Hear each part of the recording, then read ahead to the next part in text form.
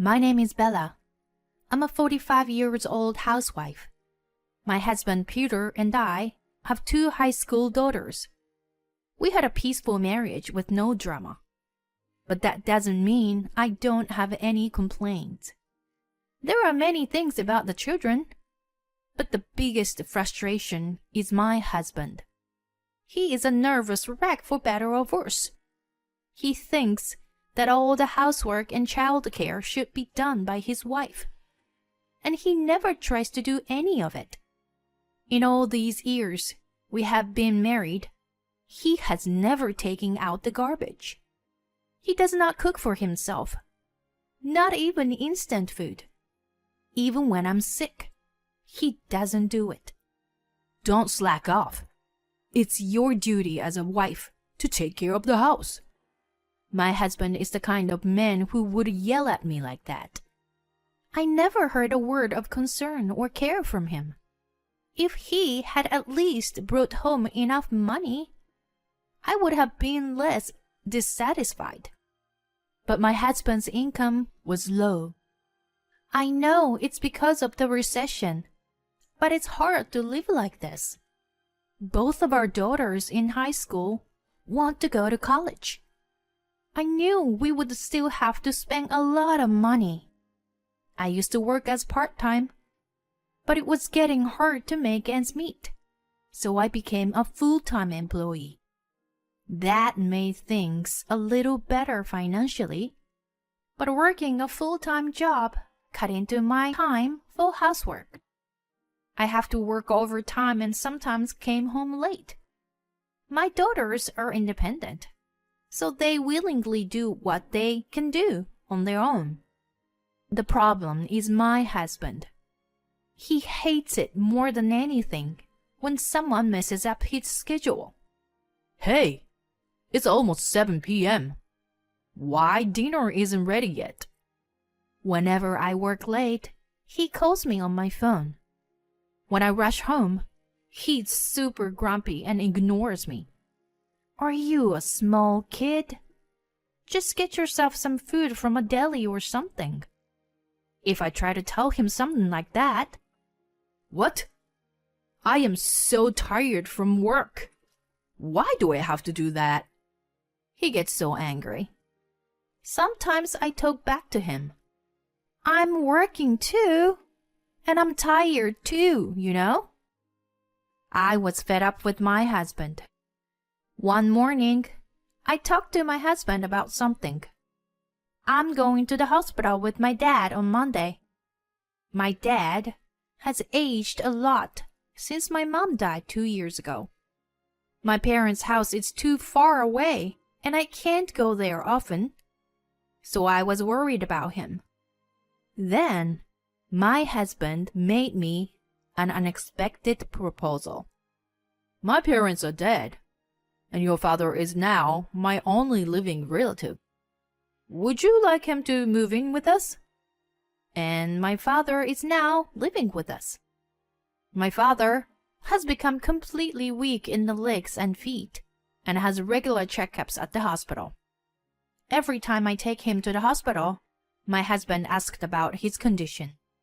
Is he going to be all right? How is he? He's fine. He says he has to stay strong until he sees his great-grandchildren. My father and my husband seem to have no problem. It's comforting to know that you're concerned about him. Huh? What are you talking about? My husband immediately denied it. I was puzzled to understand what he meant. I'm not worried about your father. Attending the hospital takes a certain amount of time and effort. I'm just making sure you have enough time to do your chores. Can you prepare dinner, clean the house? I'm asking you if you were doing everything properly, you know? My husband was that kind of person. I'm so dumbfounded that I'm speechless. I sighed and hurried through the housework as usual. My husband's selfishness is an everyday occurrence. He has always lived as he pleased. He would complain about me working late, but he never leaves a single message when he is working late. When I send him a message asking him why he's not home, he's like, overtime, of course. Moreover, he never tells me in advance what he's going to do on his day off. He's always making plans on a spur of the moment. We're going out today. It's not uncommon for him to suddenly say stuff like that. If I tell him I have something to do, he asks me to cancel it, as if it's something absolutely right. It's just absurd. Especially in the last few years. He seemed to be working overtime more and more, and often misses dinner with us. And yet, he never contacts me, nor does he respond when I ask. So I have no choice but to prepare dinner for him every time. Only when I think he's working overtime and don't prepare dinner, he comes home on time and complains. He was a real pain in the ass. To be honest, I don't want to spend my old age alone with him. I found myself thinking about that. Then, on other Monday, I drove to the hospital with my father. We were supposed to go home after having the usual test and hearing the result of the diagnosis as usual. But then, something unexpected happened. What? The doctor in front of me was making a difficult face. My father next to me is silently staring at the doctor. A cancer? Yes. There is a suspicion of cancer during the endoscopy. Since a detailed examination is necessary, we'll have to ask you to stay in the hospital. Oh no! I didn't know what to say. I don't even remember what the doctor said after that. When I got home, my father said he wanted to be alone for a while and hid in his room. When I saw the door to his room close, I went into my bedroom and shed tears. My husband came home late that night. I told him about my father. He listened in silence. I'm going to be busy with it, so it might be difficult for me to do stuff around the house, you know? My husband didn't like what I said, but he didn't say anything. I wondered if he indeed understands. That's what I thought at the time. But I soon learned that I was naive in that perception. On the holiday, right after my father was admitted to the hospital for tests, my two daughters were out and away. As I was walking down the hallway with the vacuum cleaner, I heard a noise coming from my father's room. Could it be a thief? I thought so and grabbed the hard pipe of the vacuum cleaner as a weapon. I fearfully looked into my father's room. I fell on the ground when I saw who it was. It was my husband. Peter, what are you doing? I asked my husband in a loud voice. What am I doing? I'm throwing away stuff. What? You don't need your father's stuff anymore. Oh my gosh, Peter. My husband is taking it upon himself to throw away my father's personal belongings. Clothes packed in big bags, his favorite books tied up with strings. Even his photo albums are in the trash. What the hell? Stop it! Just stop it! I try to stop him in a panic. But your father has cancer, right? He's not going to survive, so we don't need this. My husband has just said the most ridiculous thing. What? We need more tests. We don't know yet. Don't you dare assume he's dying. But he's lost a lot of weight lately. I'm pretty sure it's cancer. I will have this room when it's gone, you know? You have your room? What are you doing? Really? Shut up. I can do whatever I want. My anger reached its peak with my husband's terrible words. He is a selfish man by nature. But I thought his relationship with my father wasn't so bad. I was even grateful to him for allowing me to live with my father.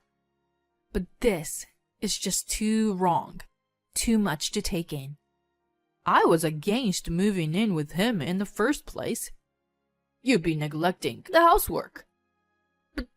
You're the one who suggested having him moving in with us. Well, I'm not getting anything in return for it. What did you say? Your dad is a cheapskate. I thought he would give me an allowance or something. What? Did you expect such a thing? I was speechless for a moment. I have put up with my husband's arrogance my whole life, but this statement was so cruel. I screamed, feeling my eyes turn red with anger. I divorce you. Get out of my house, right now. My husband was so enraged by my fury that he became slurred and ran out of the house without a word. After a few days, I calmed down. However, I can't stand to be married to such a horrible person any longer. At any rate, I wanted to prepare the documents for divorce. I was not sure what the necessary procedures are. I went to a cafe, alone for the first time in a while, to think about the future. On my way home, I witnessed an unexpected scene. Half a month after I kicked him out, I got a call from my husband. He wanted to talk, so I let him.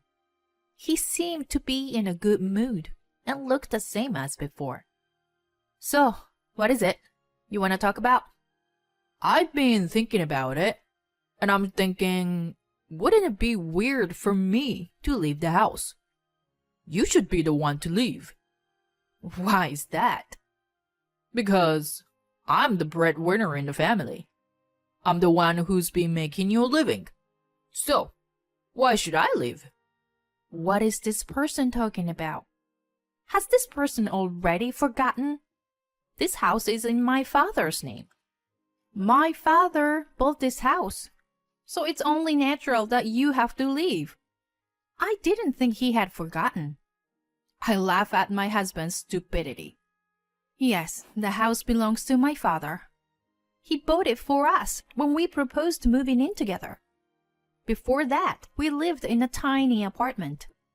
My father paid all the expenses for the new house, and I felt sorry for him for that. But my husband was secretly thinking to have some allowance from my father. How could he be so stupid as to forget who owns this house? How can he think that it is his house? This house will belong to me and my children when my father dies. Whatever. Then it will be yours when your father dies, and it will be a joint property between you and me. Am I right? What? What do you mean? You said you were divorcing me. If we get divorced, we'll split the property. Then half of this house is mine. I'm sorry, but you're wrong. An inheritance from one's parents can't be jointly owned by a couple. Too bad. What? Really? Well, there are exceptions, depending on the circumstances. But this house is still my father's. I mean, your father will be gone soon, and this house will be yours. Please, don't decide on your own that someone's father will be gone soon. Before my father is gone, you and I will be divorced. Then I won't divorce you. What an idiot he is. Do you think I'm going to say I'm not getting a divorce? And let me say one more time. My father is still alive. He has cancer. He doesn't have that long. When my husband said that, someone came in. Too bad. I have a long life ahead of me, son. My father appeared and said with a smile on his face. His legs were weak, but he appeared strangely energetic and high-spirited. What? Why are you here? My husband was in a panic. I guess he didn't think my father would be home when he was supposed to be in the hospital. Of course I'm here. This is my house. And the tests are done, you know. What do you mean? I quietly told my husband, who looked at me in a panic. My father didn't have cancer. Huh? The results of a thorough examination beneath a benign polyp that was easily removed. He's still weak in his legs, but otherwise, he's in excellent health. What does that mean? It means that I'm going to live a long time. My father took over my words and said with a big smile on his face. Well, you made a mess in my room, Peter. It was hard to clean up. But, well, after the divorce, your room will be open. I can use it as a storage room, and I'll have more room. Thank you for leaving. I didn't know my father was such a character. His miraculous recovery from his suspected cancer has given him a new lease on life. I guess he's 10 years younger. My husband, who had been in a state of shock for a while, came back to himself and gave a forced smile. I'm glad you're doing well. Then, why don't you change the name of the house to your daughter as a gift while you were still healthy? No way. That's none of your business. By the way, you have been cheating on my daughter, haven't you? What? Why do you say that? You want to call it as a man's worthiness? You can't go by that excuse. You don't make much money. You can't say that. In front of my husband's flustered eyes, I held out several photographs and documents. Can you explain this, honey? You said you've been in a business hotel for the past half-month since you left home. But you've been at the house of your secret girlfriend. See? Here's the proof. I tracked them down using the private detective. Pictures showed my husband and the woman he was having an affair with making out. Yes, I had gone to a cafe that day and happened to see my husband. He was with her, holding hands and making out in public. I thought it was strange that your salary didn't change, even though you were working overtime. You've been visiting your mistress for a long time. No, overtime was real. You don't have to lie. I even checked with the company. They told me there's been no overtime for the past year. Oh no. You've been working a lot of overtime. That means the affair started at least a year ago. Right? That's... So, you and I are getting a divorce. I'm gonna charge you alimony and child support. Be ready. No, please, don't do this. Now, get the hell out. My husband ran out of the house, hunched over the side of my furiousness. I don't need to tell you what happened to him after that. I filed for alimony against him and the woman he cheated on me with, plus child support for him. I need to make sure he pays for the children's future. He moved in with the woman he was having an affair with. They were left penniless after paying the alimony. They moved into a small old apartment and are forced to live in poverty. Even so, they were rubbing shoulders at first, but their relationship didn't last more than a month. How do I know? Because my ex-husband called me. Listen, she doesn't do any chores at all. She gets up at random times in the morning and night, goes to bed, and never takes care of me. We always have to eat delivery or TV dinner. She doesn't clean the house, so there is dust everywhere. She doesn't take out the garbage, so there's no place to step in the house. The woman with whom he was having an affair seemed to have been pretending to get his attention. But now they're living together, she's revealed her true colors. She's not even working. She's just hanging out at home. I can't take it anymore. Please, help me. What? Why should I help you?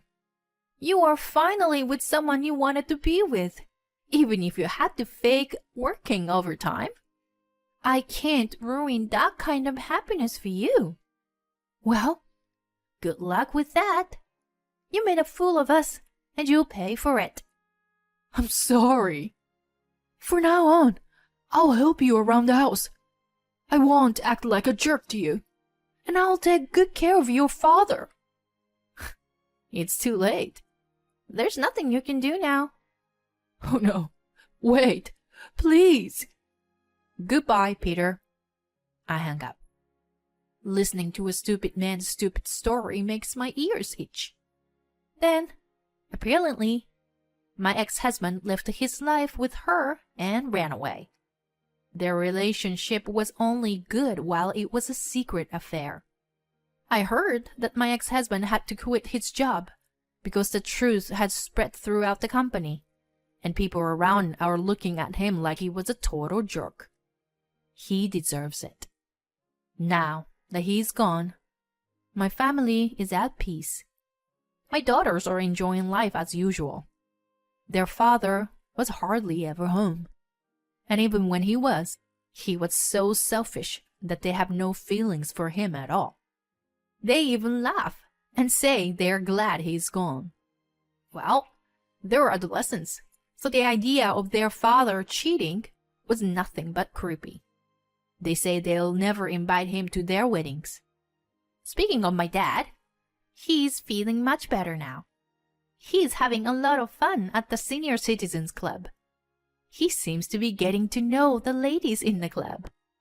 I am still struggling with work and housework, but there are no more obstacles in my way. Life is beautiful now. I'd like to start preparing for happy retirement. Thank you for watching till the end. Please subscribe to our channel if you like. See you in the next video.